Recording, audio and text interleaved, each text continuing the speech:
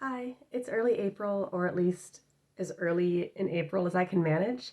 I wanted to give another overview of what I've been working on in the month of March and in the last 2 weeks of February, because the last one of these that I recorded was in the middle of February. And when we got to March, there wasn't enough to go over. So I saved it for now, and I'm really excited. So the first thing that I finished, I don't have it in hand anymore because it's done. And I sent it to my friend who lives in Washington, D.C. So I made a scarf that was themed to D&D. So it was a scarf that was made out of Hobie Dream yarn and Hobie Friends sock wool. It was this massive colorwork project that had lots of charts with dragons and eagles and a fox and all kinds of other things. And it was so much fun to knit. And it took an extremely long time. So I like to give the times on these things. So in the month of February, I worked on it for 27 and a half hours. And that was when I finished it and woven all the ends. And in total, over the entire span of that project, I spent 96 and a half hours working on it. And that's the longest project I've ever done from when I started recording. It was incredibly fun to make, and I think I would do it again, but probably after a while to cool down because it's already getting very warm in DC where my friend lives, and so I was racing against the clock to try to finish it.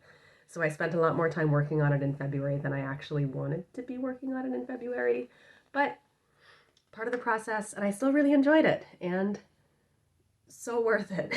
So worth it. I got a few videos for myself of the finished result, and I love it. We'll see how much editing I feel like doing. I never do editing. So the next project that I worked on, it's kind of the diametrical opposite of that really complicated scarf. I did an imitation Sophie scarf, and it's called an imitation one because I didn't use a Sophie scarf pattern. I just kind of know what it is. So this is leftover yarn from a Hobie Halloween yarn cardigan that I made. So it starts out in this very dark pink.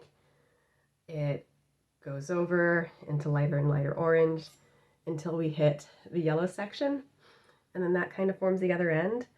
So as anyone who's made a Sophie scarf can attest, very easy pattern, very fun to work on. This wound up being like my work project where during meetings so that I'm paying attention better and not checking emails, I'm discreetly working on a scarf underneath the screen. So don't tell my employer, or maybe they wouldn't care since it means that I'm paying attention. Okay, so yeah, the other thing that I want to mention is that I only had a little bit of yarn left over to make this, and I'm so proud of myself that I used up basically every single last bit of it. That's something that I love to do. I love using up every little bit of yarn, which sometimes involves math and planning, which I also deeply enjoy. So that scarf I worked on for 16 hours in February, and that's all the time it took. I only worked on it in February and I finished it then. So the next thing that I finished in February was my Ranunculous top. So this one, I think I started this one in January and I finished it in February. So I spent 11 and a half hours working on it in February to finish it, and that led to 25 hours in total on it. The yarn that I used was this leftover alpaca yarn from a sweater that I made for a friend of mine. I still had like 4.5 skeins left over from that sweater. So I wanted to try to make a ranunculus sweater for myself. In the pattern, I did buy the pattern, but I made copious adjustments for my own gauge because I didn't like how stretched out the gauge would have made the sweater. So I really tightened up, the gauge on it. I'm not doing 5 stitches per inch. That's too big. So yeah, I think it came out really beautifully. The yoke was really, really fun to do.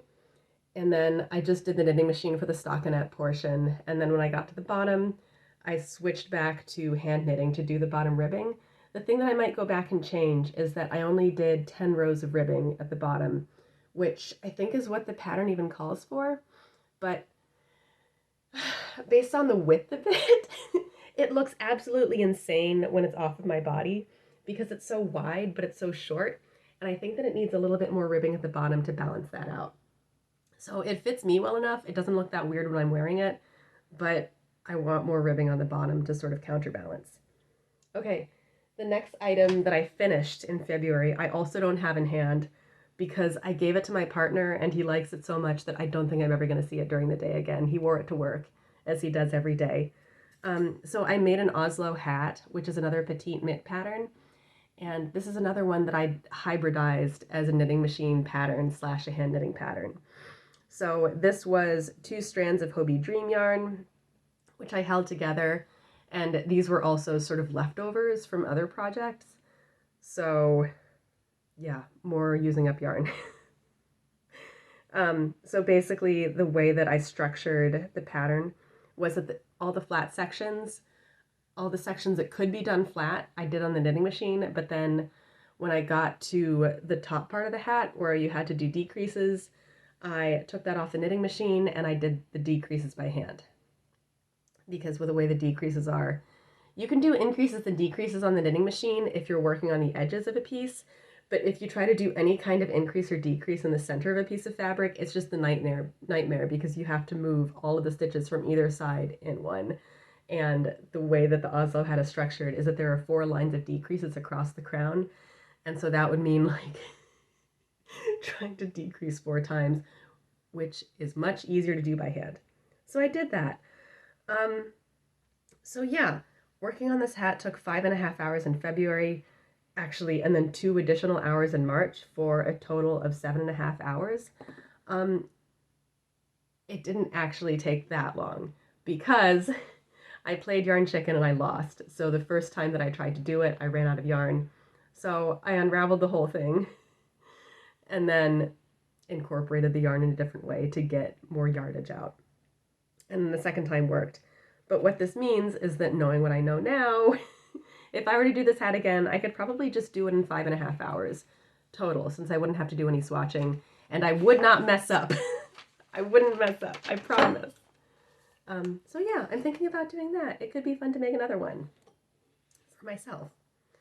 Okay, so I have some works in progress. All of them were started in March, interestingly enough. Basically, like at the end of February, I wound up closing out every single thing that I was working on except for that Oslo hat, which only took 2 more hours. But anyway, too much preamble. I'm going to go over these in the order of most complete to least complete. So this next one, I think I have all the knitting done on it, so I'm counting it as an almost complete piece. So I wanted a triangle scarf because all the cool kids are making triangle scarves, and I thought I could do it really, really easily. I thought I could do it really fast on the knitting machine. So here is what I have so far. It is fully knitted out to the edging. So this is the Uma scarf pattern from Petite Knit again. And I did buy the pattern, but we'll get into that in a second. And it's made out of another Hobie yarn. So it's this really interesting one that I found basically on clearance. So they're discontinuing it. So I really wanted to try it because it is partially yak. So this is 19% yak. This is 19% yak wool, which I found really intriguing, and I really liked the color, so I wanted to try it. And what better than a nice, clean template to really experiment with a yarn that you will never be able to order again. So yes, I want to talk about this pattern because I wouldn't exactly call the project itself cursed. That's massively overstating it, but several big things sort of did throw my plans awry. So my plan with this was that I was going to do it really, really fast by hybridizing the pattern so that I would do a little bit of it by hand, but then most of it on the knitting machine because it is just plain stockinette. So what I was going to do is that I was just going to start the initial little triangle by hand and then sort of split the thing in half down the center line so that I could do each panel of plain stockinette on the knitting machine. I would have then, I've got an LK 150, so it goes out to 150 stitches total. So I could have gotten each side triangle, I could have gotten this out to 150 stitches on the knitting machine very, very fast, done both panels, and then brought the thing off the knitting machine and then just continued the last like very large edge section by hand. And that would have been great. That would have gone very fast. But the problem was that this yarn, the gauge is much too fine for my knitting machine. So while it did knit, whenever I did the increases on either side, the machine would have a lot of trouble getting over those. And when it came off the machine, the edges were all chewed up and stretched out. So I just didn't want to bother with something that I really want to look nice. So I took it off the knitting machine, and then this became an exercise in, this has been an exercise in sounding out my own personality. Can I do a plain stockinette project completely by hand without it killing me? And the answer is yes. I could do it, in fact. I don't like doing plain stockinette because I find it boring, but I did it. I did the whole thing. By the time I was getting to the last rows, it would take legitimately 20 minutes to do each row across, but I did it and I finished it. And it's off. And so now my next question is, when I block it, how much will it stretch? Because I was sure it was long enough. I cast it off of the needles, and then when I tied it around my shoulders for the first time, pre-blocked, it seemed a little bit smaller than I would like. So I hope that it stretches as I'm blocking it, but if it does not, I've got one more beautiful skein to put on the end of it. I can put it back on the needles and I can keep going. It's not a big deal. The other thing that makes this project complicated in my mind is that I bought the pattern. This is a very plain pattern. I don't think I needed to buy it. I know how to make a big triangle. I know how to make a big stockinette triangle, but the thing that intrigued me about the pattern when I looked at the pictures on Petite Knit's website was just how beautifully flat it lay and how the edges weren't curling at all. And so, as all of you know, if you knit plain stockinette, it's gonna curl. And so I was looking at Petite Knit's pattern and the photos online, those beautifully styled photos, and I was thinking, like, there has to be something else going on. I wonder what brilliant strategy she has going on under the hood that makes it lie so flat. So I bought the pattern hoping for some magical insight from the land of Denmark. And it turns out that I think it's just a plain stockinette triangle. There's nothing else going on. I think that I wouldn't say that I was not deceived by the project photos. They show exactly what it is, and they zoom in on, in fact, all of the details. I assume that there were details that I didn't know about because it was lying so flat. But yes, every single thing about the pattern is perfectly and openly displayed in the photos. I just hope that there was something else going on, which there was no reason for me to think that. But it's okay. It's not a big deal. I would just say that if you know how to make a big stockinette triangle, you don't need to buy the Uma scarf pattern. That is my advice. But if you don't know how to make a big stockinette triangle, it's not a bad pattern for learning how to make a big stockinette triangle. So yeah, kind of a complicated vision of this project, but I think that as soon as it's blocked and as soon as I've confirmed that it's large enough, it's just going to be wonderful to wear. It's already very soft, and I'm excited. Excited to be done. Okay, so the next thing that I'm working on, it's called the Florentine Cardigan, and it's on Hobie's website as a free pattern, and I'm knitting it out of Lion Brand Trubu yarn. So this is yarn that I got as a thrifted item from Make and Mend. So I have kind of a limited quantity of it. So as with a lot of my projects, I'm going to be playing yarn chicken. So hopefully it works out. But I love the stitch pattern of the Florentine Cardigan, and I'm having a lot of fun making it. So this is what I have so far, just like a very large panel, just a very large back panel. So I've been working on this for 9.5 hours total, and this is about how far I've gotten. It's essentially, I think it would be impossible to show, but it's essentially basically 2 sheets of mesh that are worked sort of interlocking with each other in the stitch pattern to get the zigzag effect. So that's really fun to work on. It's another pattern that's pretty unforgiving. in that it's easy to make a mistake, and if you make a mistake, it does show up. So the strategy here that I'm taking for myself is to just not make mistakes. And if I do, I don't really feel that much compunction about ripping back. I've ripped back 8 rows in order to correct a mistake already, and I think that that was pretty good incentive for me to not make another mistake. So I'll proceed with that. I'll keep going. I think I originally intended this to be a gift knit, not for any particular person. I want to make this cardigan, and I wasn't sure if I'd want to wear it, so I had decided that I would make it a gift knit, but I'm going back on that decision, and I think that I just have to make it for myself.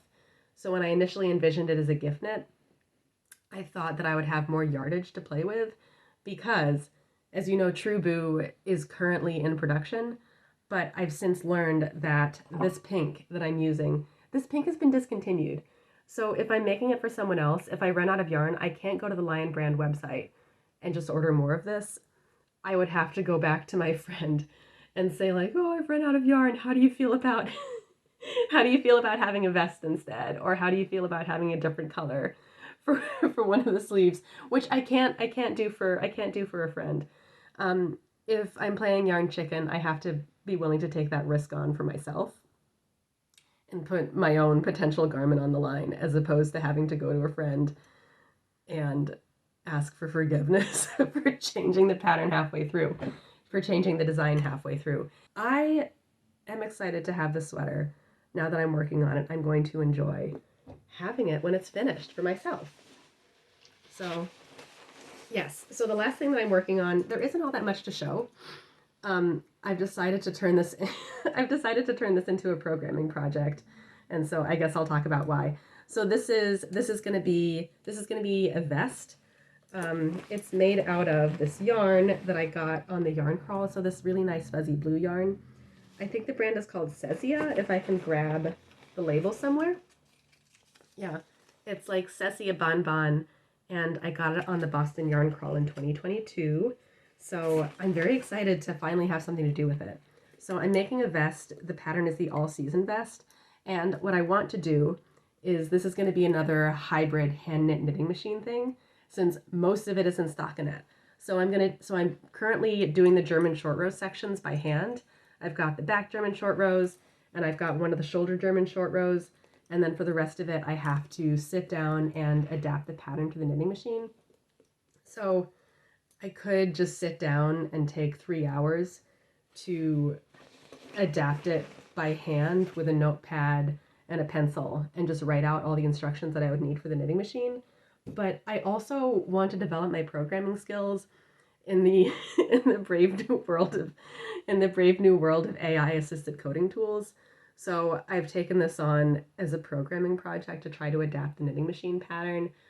I've got Claude Code writing me scripts to read the PDF into the machine and to do several cleaning and processing steps for the pattern. And then once I have that, it'll be much easier to adapt it on the computer. But what that's doing is that's setting up a very large impediment for me to actually getting back to the knitting part of it. Because now, before I can sit down in the knitting machine to actually knit the fabric of it on the machine, I have to do this entire software development process. Which I think is going well. I'm learning a lot. So I think that's what I'll say about that. It's too difficult to talk about the sort of technical aspect of it in any kind of way that makes sense without also having it up on the screen and be talking to someone who also knows about software development. Especially since I don't know a whole lot about software development, so I'm not able to communicate about it that well. Okay, so now I'm into the ideas section of the video that I want to talk about. So I've got a couple ideas in the back of my mind that I want to do next. So I keep talking about the hollow bandana pattern, and I think in the past I've pulled out different yarns to say like, maybe I could make the hollow bandana out of this yarn. But now I finally decided on what yarn I want to use. I found these 2 random skeins at the back of the stash. They're the same gauge to each other. So I'm going to do a really nice color block version where I'm going to knit 1/2 of the triangle in this color, and then when I run out, I'm going to switch to this color which I have slightly less of, so I'll be able to complete out the second half of it like that. I love the hollow bandana pattern. I think it's so interesting. It's just a very like simple garter pattern, but it's got a lot of little holes in it that add visual interest. And yeah, if you look up the hollow bandana pattern, you'll see what I mean. So hopefully just 2 skeins will be enough to make that bandana a reasonable size, but if it does not, I have a backup plan. I already mentioned the 2022 yarn crawl, which is very nice foreshadowing. But back in 2022, I made this shawl to wear on the yarn crawl because if you made the shawl in this pattern, you could get discounts. So I did that. I used any old random yarn that I could find. I'm not especially happy with it, so I haven't been wearing it that much. And this section, and this section, and these 2 sections on either side, this is all the yarn. These are also the yarn that I potentially want to use the hollow bandana, that I want to use in the hollow bandana. So if I run out of yarn, I'm going to break into this one. So I've gotten this shawl out and I've actually worn it a couple times as I've been contemplating, like, do I want to unravel it? And I like it well enough, so if I don't need to break into it, I'll be happy. But if I do need to break into it, it's not a big deal. Your days are numbered, maybe. I don't know. But yeah, so that's idea number 1. Idea number 2, this one, it's like a way, way out in the future pattern, but it's also a large project, so I want to start thinking about it now. I want to make a large swamp witch dress for Halloween. I like the idea of dressing as a witch, and for extra flavor, I want to be a swamp witch, a witch that lives in the swamp. So I think this pattern would be appropriate for that. I've got 4 skeins of this, which I think is going to be enough. But I'll think about that some more and about what design I want the dress to have. And the last pattern that I want to make, the last idea that I want to make, I've actually started it literally today as a work project for working on in meetings and paying attention. I want to make a purse for my toddler. You know, toddlers need accessories. We're trying to encourage him to do a little bit more imaginative play. And one of the things that toddlers like to do is to put things in bags and pretend that they're leaving to go on their own adventures. So I need to make him a purse. I need to make him a purse so that he could put things in it and go bye-bye. So yeah, that's what I'm working on. I'm doing a little plain granny stitch purse. So that's it. Yeah, this was fun.